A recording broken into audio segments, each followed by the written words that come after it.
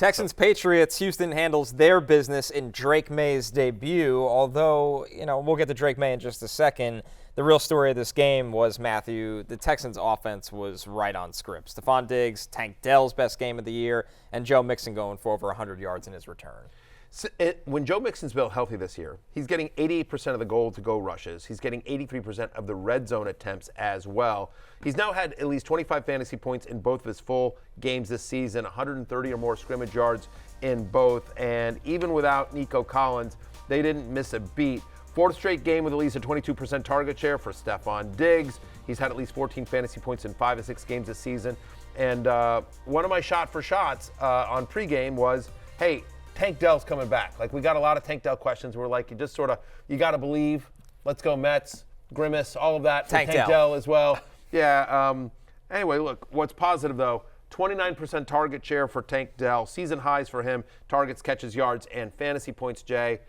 I don't know, to me, he looked like Tank Dell. Stroud was looking at him so much in this game. I feel like every drop back, he was looking towards Tank. Yeah, it seemed like there was a over-indexing on Tank, which is a good thing. I think for the next 3 weeks, while Nico Collins is out, Tank Dell must start, Stephon Diggs must start. This all of a sudden, I think, is a fairly simplified offense for fantasy purposes. Like, you're just starting Diggs, Dell, Stroud, Mixon every week, Dalton Schultz if you don't have a better option. I had hoped that Xavier Hutchinson might do something. He was a desperation play for me. He didn't. He was out there a little bit, but he just didn't do anything, Connor. Good blocker. Good blocker. A lot of the Joe Mixon runs, Xavier Hutchinson was helping out, but that doesn't help you in fantasy. Yeah.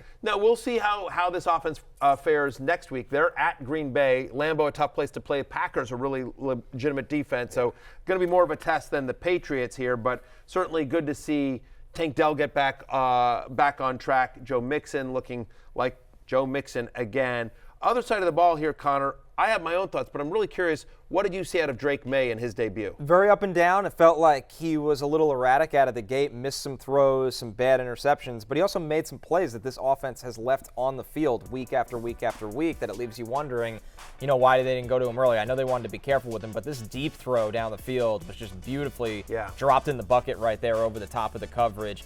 This is what Drake Maye gives you. He's going to give you more variance, as we saw with the turnovers and some of the sacks, but he's also going to give you a chance to not only push the ball down the field, but run away from pressure a little bit. So, listen, you like the stat line in fantasy. I know the Patriots want to see him clean some things up, but let's be honest, guys.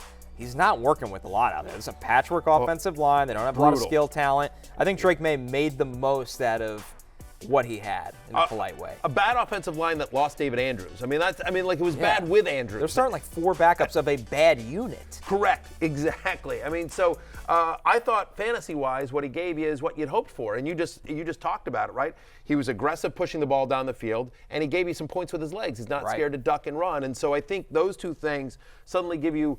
I do think he's on now the QB2 radar. I do think he's legitimate, especially, by the way, he might be in others receiving votes on the love list this upcoming week. They're at Jacksonville. Feels like you could start whoever you want against the Jaguars here, Jay. And his inconsistency, but at least that upside, gives you some hope, I think, for Demario Douglas and Hunter Henry, who had some nice games here. Yeah, definitely. Pop Douglas in particular, he gets the 9 targets, 6 for 92 and the touchdown. I think the key with Maye is just that he can add those extra 4 points running the ball, and he's probably going to run in some touchdowns as well. He was 5 for 38 in this game. And yeah, the line is bad, but the line, it did hold up on the perfectly blocked touchdown down the right sideline. So I think with Maye, I think the word that you used, Connor, variance, that's the key thing. At least he gives his offense some upside and some life with the deep ball and with his ability to run. And yeah, Jacksonville, that might be the best matchup in football right now because they're the best combination of just bad and also it seems like they've just completely given up.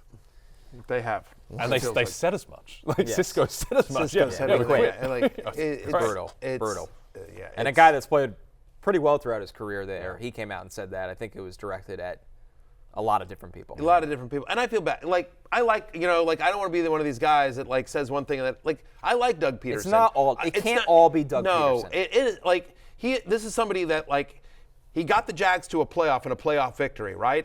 And he got the Eagles a Super Bowl win. He's not a bad coach. I think Doug Peterson, I feel bad for him. I can't imagine him ending the season in Jacksonville, but whatever. I'm a Doug Peterson fan. I like the guy, and he's always been good to me in terms of interviews and everything like that. So I'm not sitting here, bagging on him. But to your point, it does feel like a change, some sort of change is coming. They've quit. That team has quit. Hey, it's Matthew Berry from NBCSports.com and RotorWorld.com, and I want to thank you so much for watching whatever it is you just watched, or if nothing else, being too lazy to click out of the autoplay after this video started, after whatever it is you actually wanted to watch finished.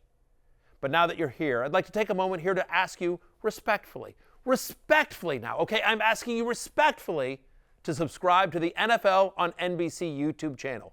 You'll get the latest Roto-World fantasy news headlines, all sorts of great shows, including my own Fantasy Football Happy Hour. So go subscribe now. Again, I'm asking respectfully.